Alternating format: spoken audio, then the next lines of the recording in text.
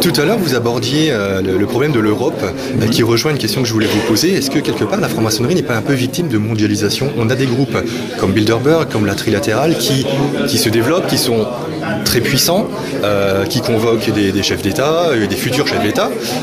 Est-ce que vous, par rapport à ces groupes-là, vous n'êtes pas un petit peu en déclin et en perte de vitesse? La franc-maçonnerie n'est pas en déclin en termes numériques.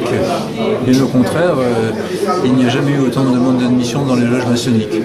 Ça veut dire qu'elle correspond à un besoin de quête du sens dans la société, à un besoin de chercher d'autres choses que le matérialisme ambiant, que le matérialisme économique. Donc il y a une demande de sens de la part de nos concitoyens qui peut trouver sa satisfaction dans une démarche religieuse, mais qui peut trouver également sa satisfaction dans une initiation maçonnique.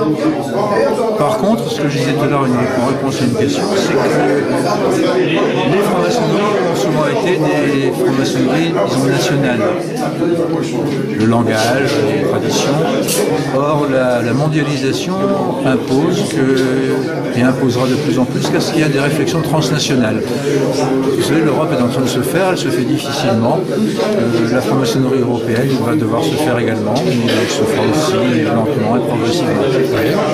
Et par rapport donc à des groupes internationaux, comme je citais tout à l'heure Bilderberg, comment vous vous positionnez par rapport à ces groupes-là? Ils sont complémentaires à la franc-maçonnerie ou c'est vraiment deux visions différentes des choses? Alors je pense que je ne connais pas, en n'étant pas membre de la Trilatérale ou Bilderberg, mais ce que j'en sais c'est par lecture.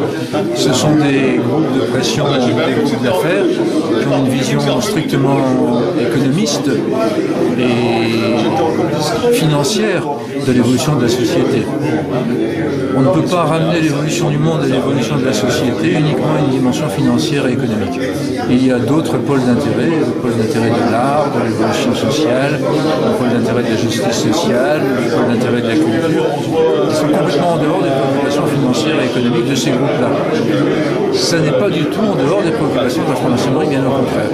Et donc il y a une réflexion radicalement différente de ces groupes. Ils ont le droit de se réunir, bien évidemment, parce que la finance et l'économie font partie de la vie de la société et du monde, mais il y a d'autres dimensions, et la franc-maçonnerie s'interroge, et permet à chacun de s'interroger sur ces autres dimensions.